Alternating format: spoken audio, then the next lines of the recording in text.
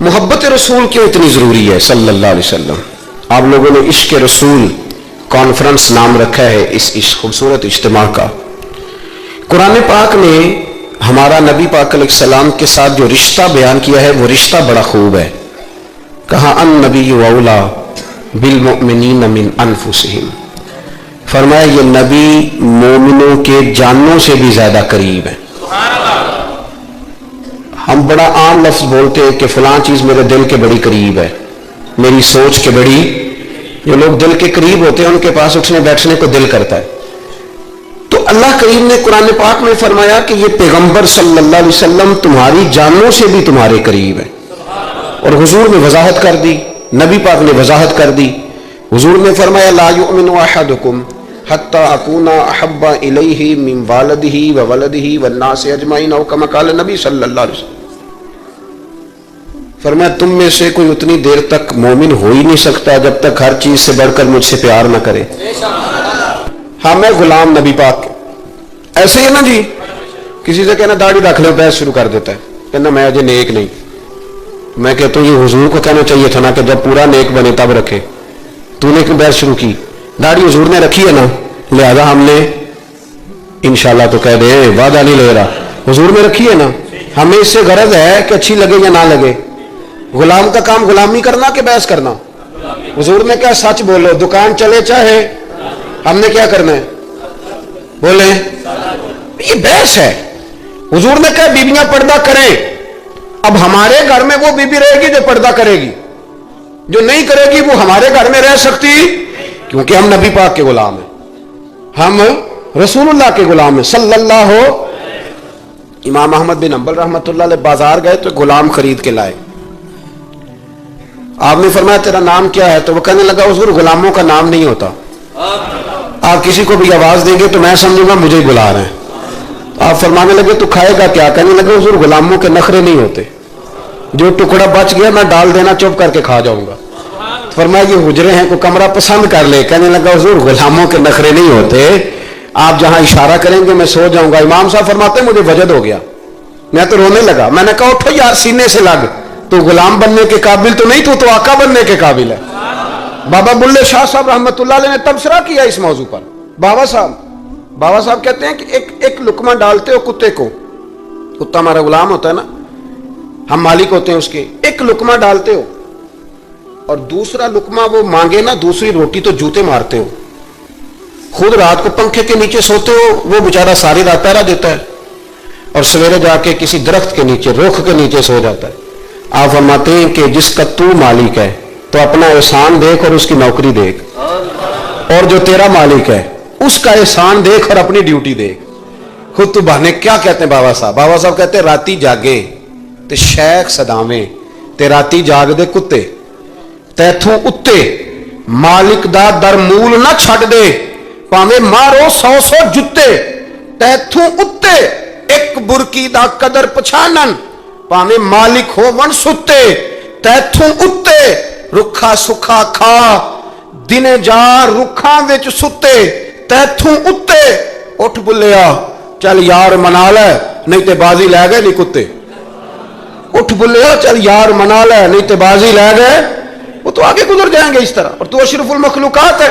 تھوڑا خیال کریں، ایک صحابی تھے حضرت ابو جندل رضی اللہ تعالی، ہماری محبت رسول صلی اللہ علیہ وسلم بحثوں میں رہ گئی، بحثوں میں اتنے کمزور ہیں ہم کہ آج تک بحث کر رہے ہیں، آج تک کہ حضور پہ درود کون سا پڑھنا چاہیے۔ خدا کے بندے جس کو محبت ہوتی ہے نا وہ بحث نہیں کرتا، وہ درود پڑھتا ہے۔ درود و سلام پڑھنے والے کم میں، مسئلہ پوچھنے والے زیادہ ہیں، آپ یقین کریں۔ یا رسول اللہ کا نعرہ لگانے والے جوش کے ساتھ وہ تو چند ملتے ہیں علاقے میں، اور اس پر دلائل لینے والا سارا شہر ہے۔ خدا کا خوف کریں، عمل کریں۔ دین کو بحث کرنے نہیں آیا کہ ہر موضوع پر بحث کریں، فیس بک پہ اپنی رائے کا اظہار کریں۔ دین بحث کے لیے نہیں آیا، اسے موضوع بحث نہ بناؤ، یہ عمل کرنے کے لیے، اس پر عمل کریں۔ حضرت ابو جندل رضی اللہ تعالیٰ عنہ حضور حدیبیہ تک تشریف لائے، نبی کریم علیہ السلام۔ ادھر سے حضرت ابو جندل جو تھے یہ وہ دلیر صحابی تھے کہ ان کے والد نے انہیں زنجیروں سے باندھا ہوا تھا، ہاتھ میں بھی زنجیریں تھی، پیروں میں بھی زنجیریں تھیں، اور ان کا باپ روز ڈنڈوں سے مارتا تھا۔ انہیں پتہ چل گیا کہ نبی پاک صلی اللہ علیہ وسلم یہ حدیبیہ تک آ گئے۔ हजरत अबू जंदल कमरे में कैद थे, बाप और भाई ने कैद किया हुआ था। उन्होंने ना अपना सर मार मार के ना खिड़की को तो खिड़की तोड़ी। डॉक्टर अहमद अब्दुल रज़ाक ने सीरत नबविया में लिखा है, खिड़की तोड़ के बाहर आए। दीगर किताबों में भी है ये रवायत। बाहर आए ना जब, तो हजरत मौला अली शेर खुदा फरमाते हैं, हमने ना हुदैबिया की शराइत लिख ली थी। उन शराइत में एक शर्त ये थी कि मक्के से जो शख्स आएगा हुजूर साथ नहीं ले जाएंगे, और वहां भी जाएगा तो पनाह नहीं देंगे, और अगर मदीने का को वहां चला गया तो वो वापस नहीं करेंगे। उस वक्त तो ये शर्त बड़ी कमजोर लगती थी, पर सबसे ज्यादा फायदा इसी शर्त ने इस्लाम को अता फरमाया। इसलिए कि जो आदमी मक्के से आता था उसे पता था मदीने तो हुजूर के पास रह नहीं सकता, हुजूर ने वादा कर लिया, मक्के वापस जा नहीं सकते थे। वो किसी तीसरे शहर में जाके बैठता था, तो सहाबी जब तीसरे शहर में बैठते थे तो सारे का सारा शहर ही मुसलमान हो जाता था। इस शर्त की बरकत से कई कई शहरों तक दीन फैल गया। हजरत अबू जंदल कैद थे, उनके वालिद ने भाई ने कैद किया हुआ था। ये खिड़की तोड़ करके आए। मेरे दोस्तों, जब हुदैबिया में पहुंचे तो हजरत अली कहते हैं जिस रास्ते से ये चल के आए थे, क्योंकि पैरों में जंजीरें थी, तो जहां से चल के आ रहे थे खून बहता आ रहा था, खून बहता आ रहा था। फरमाते हैं आके हुजूर के सामने खड़े हुए तो बड़े दर्द से रोए, बड़े दर्द से, या रसूलल्लाह मुझे छोड़ के न जाइएगा, मेरा बाप डंडों से मारता है। तू मुझे बता, बाप कभी ऐसे छोड़ के चला जाए और मुर्शद छोड़ के चला जाए तो कुछ चीज बाकी रहती है? लेकिन इश्क जब सच्चा होता है तो मैं शुरू में कह चुका, फिर महबूब पे गुस्सा नहीं आता, फिर कोई बात ऐसी नहीं होती जो दिल में रह जाए। मेरे करीम रसूल सल्लल्लाहु अलैहि वसल्लम के सामने दर्द से रोए, या रसूलल्लाह छोड़ के ना जाइएगा, हुजूर ये देखे मेरा बाप मुझे डंडों से मारता है।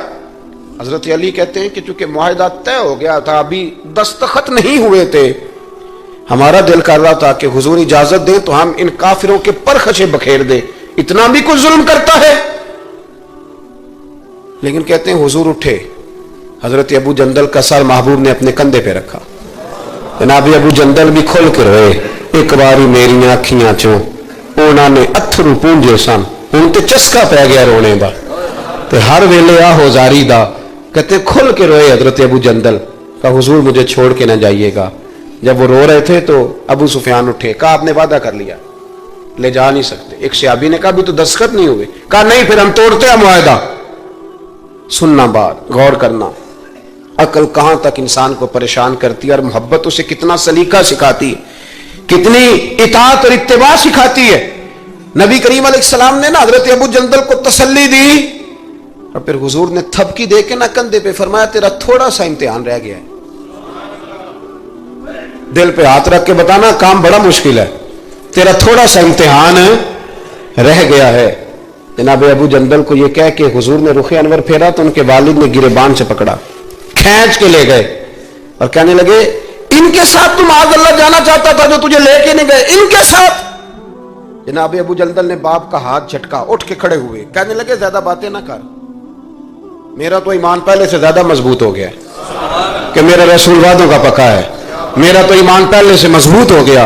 और क्या शानदार लफ्ज लिखे डॉक्टर साहब ने। हजरत अबू जंदल कहने लगे अब्बा आप तो इस तरह कर, मेरी ये जंजीरें खोल दे, हाथों की भी खोल दे, पैरों की भी खोल दे, और मुझे बता मैंने किस कमरे में कैद होना है, तू बस बता दे कहां कैद होना है। अब मैं तेरा कैदी नहीं हूं, अब मैं मोहम्मद अरबी के हुक्म का कैदी हूं। जब तक रसूलुल्लाह सल्लल्लाहु अलैहि वसल्लम का नया हुक्म नहीं आता मैं कैद में रहूंगा और मैं खुशी के साथ रहूंगा। जितने कुफ्फार वहां खड़े थे ना, जितने खड़े थे, जितने हजरत अबू जंदल के वालिद समेत, वो कहते हैं हमारी तवज्जो बाकी मामला से हट गई और जनाब अबू जंदल की तरफ चली गई। ये भी रंग होता है, ये भी। वो क्या कहा था मियाँ साहब ने? मियाँ साहब फरमाने लगे कच्चा रंग ललारी वाला जेड़ा चढ़दा लैंदा रहिंदा, ए इश्क तेरे दा रंग मुहम्मद चढ़ जाए फिर नहीं लैंदा। ये पक्का रंग होता है। अपने आप को समेटें, दीन के साथ खुश्क रिश्ता बनाओगे तो लंबा नहीं चलेगा, लंबा नहीं चलेगा। जो बोझ समझ के नमाज पढ़ते हैं ना, वो तो जोर से असर तक मस्जिद के हुजरे में गप्पे लगा रहे होते हैं, असर की अजान होती है तो काम याद आ जाता। ये बहुत बड़ी सजा है। सारी जिंदगी इंसान बाकी सारे काम दिलचस्पी से करे और नमाज उस पर बोझ रहे तो उसे तौबा करनी चाहिए कि कहां कोई ऐसी कोताही है जिसकी वजह से ये सारा कुछ है। मेरे भाई, जब मोहब्बत होती है फिर सजदे भी तवील होते, जब मोहब्बत होती है फिर कुरान पाक की तिलावत की भी कसरत होती है, जब मोहब्बत होती है सारे काम आसान हो जाते हैं। हुजूर से मोहब्बत करें। वो कैसे पैदा होगी? दुरूद और सलाम ज्यादा पढ़ा करें, हुजूर की नातें ज्यादा सुना करें, اور نعت کے لیے محفل ضروری نہیں ہوتی، اب تو ٹیپ ریکارڈر پہ بھی نعت مل جاتی ہے. رات کو کوشش کریں نعت سن کے سویا کریں، نعت سن کے. مجھے ایک سنگی نے کہا ایک دفعہ کہ محبت رسول بچوں میں پیدا کرنی ہو تو کیا طریقہ ہے؟ تو میں نے کہا میں نے تو ایک بزرگ کو دیکھا ہے، میرا خیال ہے اس طرح محبت پیدا ہو ہی جاتی ہے. ایک ہے میں تقریر کر رہا ہوں محبت رسول پہ، تو یہ تو کئی دفعہ رٹے رٹائے جملے بھی ہو سکتے ہیں. ایک ہے میرے بچوں میں جب محبت رسول پیدا ہوگی تو وہ میرا عمل دیکھیں گے، اس سے محبت کریں گے. ایک بزرگ گھر میں لیٹے اچانک رونے لگے، بیوی جاگی، بچوں کو جگایا، پتہ کرو.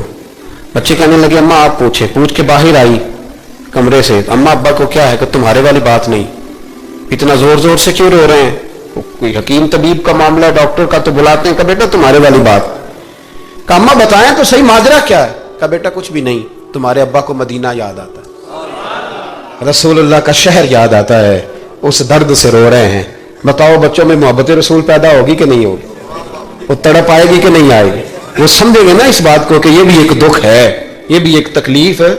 لیکن اگر ابا صرف اسی لیے روئے کہ 10 لاکھ ڈوب گیا ہے، صرف اسی لیے روئے کہ وہ سامنے والا پلاٹ نہیں مل رہا، تو پھر بچوں میں محبت نہیں پیدا ہوتی، لالچ ہی پیدا ہوتا ہے. جس گھر کے اندر پیسہ بے شمار ہو، دولت بے شمار ہو، مکان ایک نہیں 4 ہو، اور دنیا کی ساری آسانیاں گھر میں موجود ہوں، سارے دوست میری بات پہ توجہ کرنا، ہر شے ہو، بینک بیلنس بھی ٹھیک ٹھاک ہو، بچوں کا فیوچر سیف ہو، لیکن گھر کے اندر میاں بیوی کی صلح نہ ہو. بچے کہتے ہیں گھر میں ہر چیز ہے پر امی اور ابا کا جھگڑا ہر وقت جاری رہتا ہے، وہ گھر صحیح چلتا ہے؟ آپ نے بولنا اس لیے نہیں کہ یہ باتیں لوگ، یہ گھر کے اندر کی باتیں ہیں نا. حالانکہ پاکستان کا تجزیہ یہ ہے کہ 95% میاں بیوی کے حالات ٹھیک نہیں. پاکستان یہ سرکاری اعداد و شمار، 95% گھروں میں اختلاف رائے. یہ بات ذہن میں بٹھا لیں کہ میاں بیوی کا اگر اتفاق نہیں نہ ہوتا تو وہ کہیں کہ گھر میں کوئی بھی خوشی رہے گی تو یہ ممکن ہی نہیں، یہ سوال ہی نہیں پیدا ہوتا. 6 بچے ہوتے ہیں اور شادی کو 24 سال گزر جاتے ہیں پھر بھی طلاق ہو جاتی ہے. اس لیے کہ میاں بیوی کے لیے سب سے ضروری چیز آپس کی محبت ہے. اور یار کیا خوبصورت انداز ہے میرے رسول پاک علیہ السلام کا، جتنی شاندار طبیعت حضور نے مولا علی شیر خدا کی تھی اتنی کوئی کر سکتا ہے؟ اور جتنی اعلیٰ ترین تربیت اور حسن سیدہ فاطمہ کو اللہ نے دیا کسی اور کو مل سکتا ہے؟ لیکن میرے نبی پاک علیہ السلام نے ان کی شادی کے بعد ان کو اکٹھے بٹھا کے ان کے سر آپس میں جوڑ کے ہاتھ اٹھا کے دعا کی تھی کہ اے اللہ ان کے درمیان محبت پیدا فرما دے. میاں بیوی کے درمیان جو سب سے اہم چیز ہے وہ محبت ہے. بچے کہتے ہیں ہم کدھر جائیں، ابا کی سنیں کہ اماں کی سنیں؟ اور اکثر گھروں میں بچوں کی تربیت رک جاتی ہے اس لیے کہ میاں بیوی کا سلوک نہیں ہوتا، تباہی اتر جاتی. گھر کے اندر ہر شے ہے پر ان کا پیار نہیں. پتہ یہ چلا کہ گھر میں محبت نہ ہو تو گھر نہیں چلتا. اگر محبت کے بغیر ایک گھر نہیں چل سکتا تو محبت مصطفیٰ کے بغیر دین کیسے چلے گا؟ گھر نہیں چلتا میرے بھائی، ٹوٹ جاتا ہے، بکھر جاتا ہے. سارا کچھ ہونے کے باوجود میں نے مردوں کو روتے ہوئے دیکھا ہے، عورتیں تو روتی ہیں، میں نے مردوں کو روتے ہوئے دیکھا ہے کہ کیا کروں 4 بچے ہیں پر اس کو نہیں سمجھ آتی، وہ پاگل ہے، مہربانی کریں وہ سیانی ہو جائے، میں بچوں کے لیے پریشان ہوں، کدھر کیا کروں. یعنی عورت اگر وفادار اور پیار کرنے والی نہ ہو تو مرد کو آنسو نکل آتے ہیں کہ یہ سیانی ہوتی تو میرا گھر بن جاتا. او بھائیو پیار بڑا ہی ضروری ہے، یہ محبت بڑی ضروری ہے، اس کے بغیر نہیں نظام چلتا. محبت ہو جاتی ہے نا. چلیں ایک واقعہ سناتا ہوں آپ کو، بات زیادہ مضبوط ہو جائے گی. داتا گانی بخش علی حجویری داتا صاحب نے لکھا ہے، یہ آج کل کا جو جدید نوجوان طبقہ ہے وہ ذرا بات جلدی سمجھ جائے گا. داتا صاحب رحمۃ اللہ لکھا ہے، حضرت عبداللہ بن مبارک رحمۃ اللہ علیہ سے کسی نے کہا کہ آپ بڑے زبردست محدث ہیں اور اتنی وارفتگی والے صوفی کم ملتے ہیں جتنے آپ ہیں، وجہ کیا ہے؟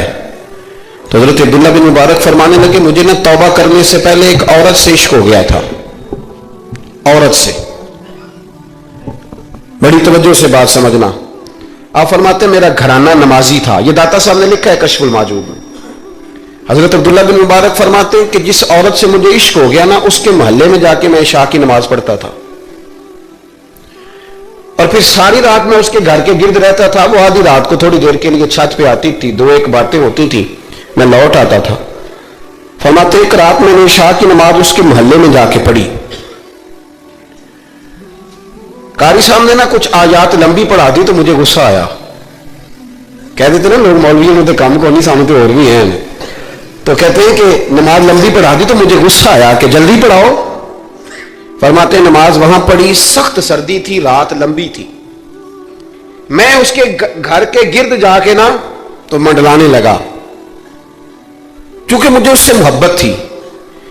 फरमाते हैं कि 1 घंटा 2 घंटे 4 घंटे 5 घंटे हत्ता के सहरी का वक्त हो गया, औं फूटने लगी, तो वो ना भागती भागती छत पे आई और कहने लगी कि घर में रश बड़ा है, मेहमान ज्यादा है, आज बात नहीं हो सकेगी।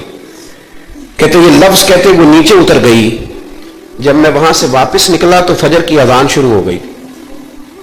यूं समझ में कि 13 घंटे 14 घंटे बीत गए। हजरत अब्दुल्ला बिन मुबारक फरमाते अचानक ना मैंने अपने दिल पे तवज्जो की।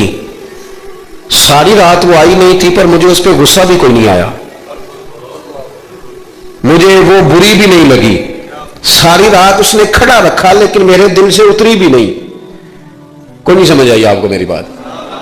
फरमाते हैं कि फिर मैंने अपने दिल पे तवज्जो की तो मुझे समझ आई कि मुझे उससे खरा प्यार है, सच्चा प्यार है। यानी उसने आधा जुमला कहा कि मैं मजबूर हूं, तो मैंने उससे मजीद ना कसम उठवाई ना गवाह मांगे, मैं उसकी वो मजबूरी भी फौरन ही मान गया। तो जनाब अब्दुल्ला बिन मुबारक फरमाते हैं कि जब मैंने वुजू करके मस्जिद में जाके 2 सुन्नतें पढ़ी ना तो मेरे अंदर से आवाज आई, अब्दुल्ला अगर एक बीबी के लिए तू सारी रात खड़ा रह सकता है और उसकी सख्त बात सख्त इंतजार भी तुझे गुस्सा नहीं दिलाता, अगर औरत के इश्क में सारा कुछ हो सकता है तो रब रसूल के इश्क में भी हो सकता है। फिर उनकी बताई हुई तरावियां तुझे गुस्सा नहीं दिलाएंगी, फिर उनका कहा हुआ रोजा तुझे गुस्सा, फिर तो ये नहीं कहेगा कि बड़ा मुश्किल काम है जी गर्मियों के रोजे ने, फिर तेरी जुबान से कोई लफ्ज, इसलिए कि महबूब पर गुस्सा।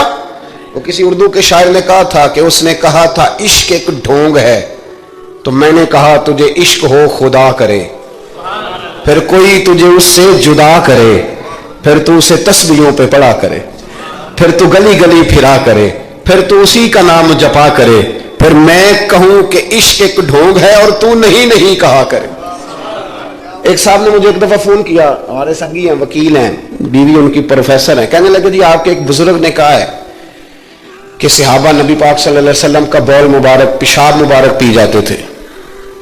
लोगों को बड़ी जल्दी टेंशन होने लग जाती है इन चीजों की, बड़ी जल्दी। इस रास्ते के मुसाफिर नहीं ना होते, इस रास्ते के मुसाफिर नहीं।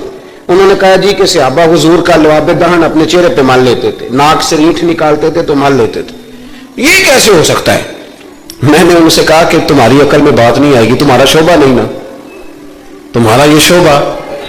कहने लगे आप समझा दें। तो मैंने कहा भाई सुनो, आपकी बीवी अमीर खानदान से है, हमारी बच्चियां जो पढ़ी लिखी होती हैं ना अमीर खानदान से होती हैं, ये जब किसी के घर जाती है ना तो उनका बच्चा पेशाब कर दे तो उन्हें बड़ी बदबू आती है, और अगर वो कह कर दे तो ये भी कह करने लग जाती हैं। होता है कि नहीं होता? और घर आके कहती हैं वो बड़े जाहिल हैं, सफाई नहीं करते, बच्चे ने उधर ही पेशाब किया हुआ था, मैं तो जो खा के गई थी वो भी बाहर आ गया। कहने लगे जी बिल्कुल ये भी ऐसे करती थी। तो मैंने कहा जब उस बच्ची का जो बड़ा नाक चढ़ाती है, जब उसकी अपनी शादी हो जाए, अपना बच्चा हो जाए और बच्चा बालों में पेशाब करे, फिर भी क्या आती है? क्यों? इसलिए कि अपना बच्चा है। और मैंने कहा मियां फर्क इतना है कि सहाबा का अपना नबी था। ये जब मोहब्बत हो जाती है ना तो फिर घिन नहीं आती फिर कोई। और फिर मुस्तफा करीम का बौल मुबारक तो अल्लाह ने वैसे ही पाक फरमाया है। तो मैंने कहा ये बातें उतनी देर होती हैं जितनी देर तक बच्चा गैर का होता है। जब बच्चा अपना होता है तो फिर ये गुफ्तगू, जब तक बच्चा गैर का था, आवाज कम करेंगे थोड़ी, जब तक बच्चा गैर का था उस वक्त तक कह भी आ रही थी, बदबू भी आ रही थी, घेन भी आ रही थी, और फिर बच्चे ने उल्टी कर दी, अम्मा के कपड़ों पे कर दी, उसके गोद में कर दी, लेकिन फिर अम्मा को कोई तकलीफ क्यों? अब क्या हुआ है? अब उससे प्यार हो गया, अब उससे मोहब्बत हो गई। फिर बड़े बड़े सरदार, ये बुखारी मुस्लिम है, उर्वा बिन मसूद सख्फी अभी गैर मुस्लिम थे, जब हुदैबिया के मकाम पे आए तो वापस जाकर उन्होंने पैगाम मुसलमानों को नहीं दिया, आलमे कुफर को दिया। आलमे कुफर को जाके कहने लगे काफिरों, मुसलमानों से कभी जंग ना करना। कहा क्यों? کہنے لگے میں حدیبیہ میں دیکھ کے آیا ہوں، اور میں کوئی بیوقوف آدمی نہیں، نادان نہیں کہ دیکھ کے آیا ہوں تو مطمئن ہو گیا. میں نے بڑے بڑے بادشاہ دیکھے ہوئے، میں سفیر ہوں، میں نے دنیا دیکھی ہے، لیکن جو تعظیم مصطفیٰ کریم کے غلام ان کی کرتے ہیں وہ میں نے کسی کو کرتے نہیں دیکھا. وہ میں نے نہیں دیکھا. کہا کیا دیکھ آئے ہو؟ یہاں تو ہمارے یہاں درود و سلام پڑھنے والے بھی غریب غریب لوگ رہ گئے. سنیں جی، آپ باتیں نہ کریں، بڑی مہربانی میری بات سنیں. ہمارے یہاں تو میلاد کے جھنڈے اٹھانے والے بھی غریب غریب لوگ رہ گئے. ناراض تو نہیں ہو گئے آپ حضرات؟ جلسے میں آنے والے بھی غریب لوگ، جلسہ کرانے والے بھی غریب لوگ. تگڑے لوگ بھی جلسہ کراتے ہیں پر کسی MLA کا، وہ بھی جھنڈا لگاتے ہیں پجاروں پر کسی سیاسی جماعت کا. اپنے اپنے نصیب ہے نا. ساری زندگی جھوٹوں کے نعرے مارتے ہیں، سچے رسول کا نعرہ اللہ نے ہمیں عطا فرمایا ہے.